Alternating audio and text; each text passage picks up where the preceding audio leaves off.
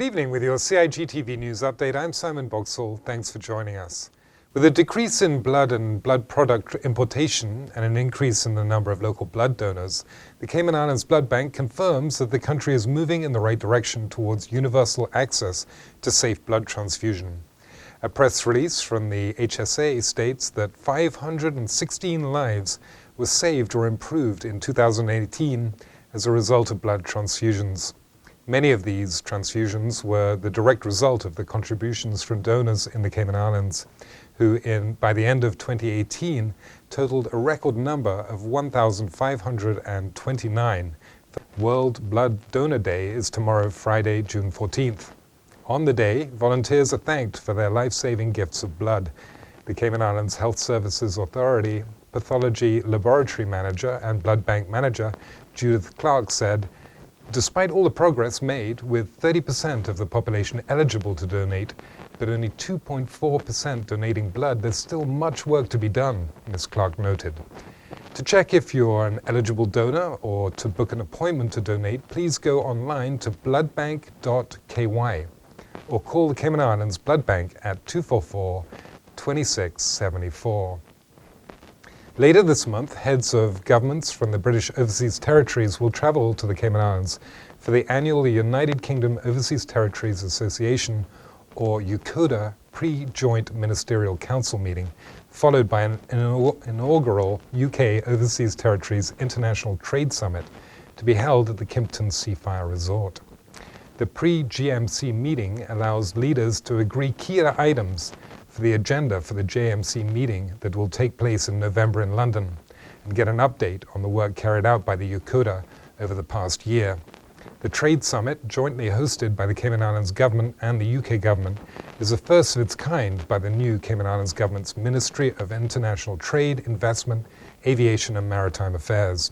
The summit is designed for high-level government discussions between the UK and OT governments, government leaders, that is, and officials.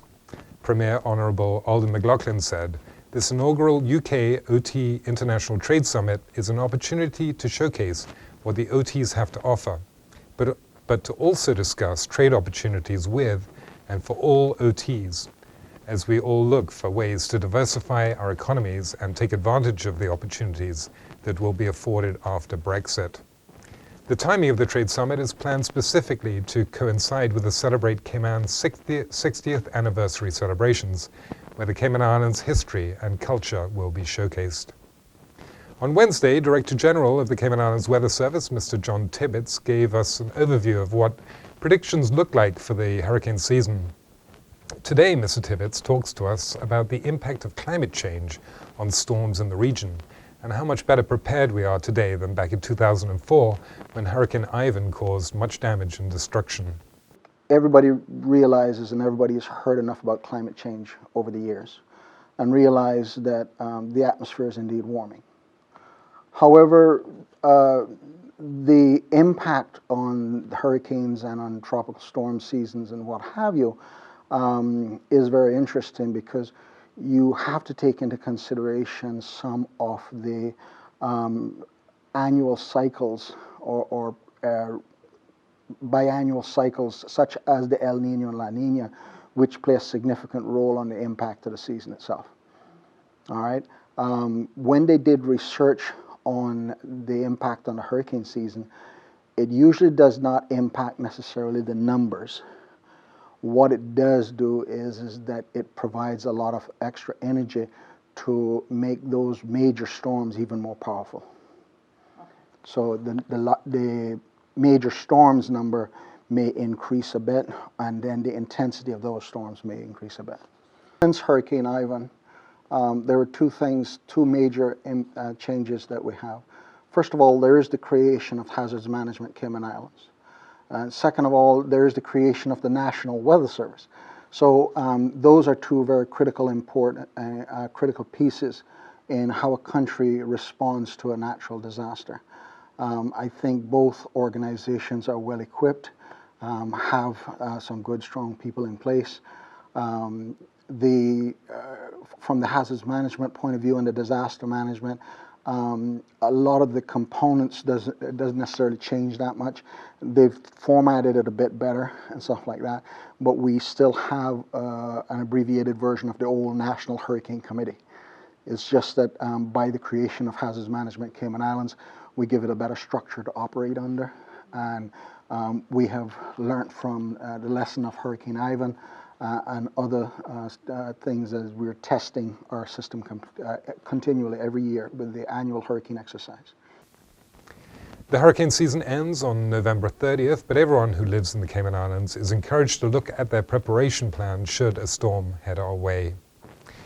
For a look at our weekly schedule of programs here on CIG Television, you can go online to gis.gov.ky.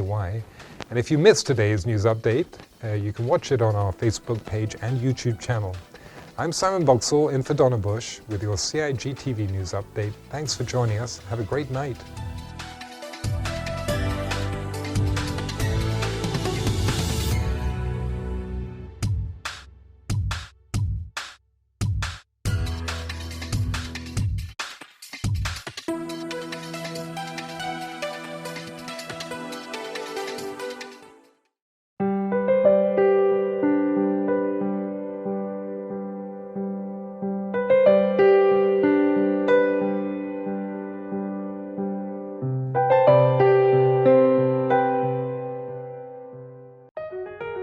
Did you know that planning permission is required for a shed? Did you know you should check with the department as a planning and permit application may be required?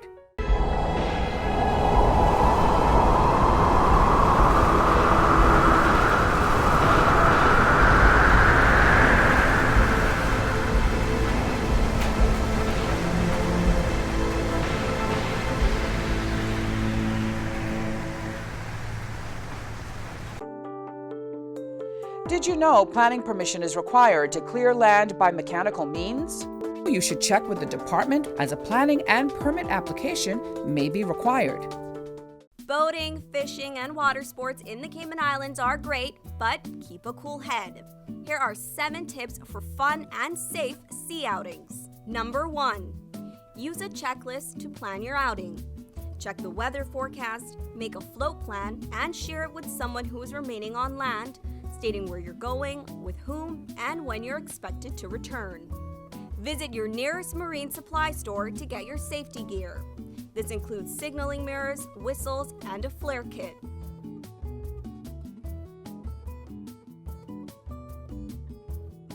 It's also very important to have on-board flotation devices and life vests for each person. There are different types of vests. Some are for water sport activities such as snorkeling, and others are for going on offshore boating or on fishing trips. Number 2. These items can be lifesavers in case of an accident or bad weather. Number 3. Use a motor kill switch, especially if you're boating alone. In case of a leak or breakdown, always stay with the boat until help arrives. If you capsize, an emergency beacon or locator device can send a distress signal to inform the authorities of your location. Larger flares will indicate distress to a boat, airplane, or search and rescue officials. Number 4. In addition to sunscreen, food, and beverages, it would be smart to have a cell phone. Make sure your marine radio works. Cayman boaters use Channel 16 to communicate. Number 5. Also, don't forget your anchor and sufficient rope. Number 6. Boat operators should be familiar with the local waters and reefs, as well as the capabilities and functions of the vessels they are using. Always obey the rules of the sea and the marine environment, and have courtesy for others. Number 7. Alcohol and salt water do not mix, especially if you're the captain. Some useful contact numbers are 911. The RCIPS Marine Base is 649-7710, and the Port Authority is 949-2055. Smooth sailing, all!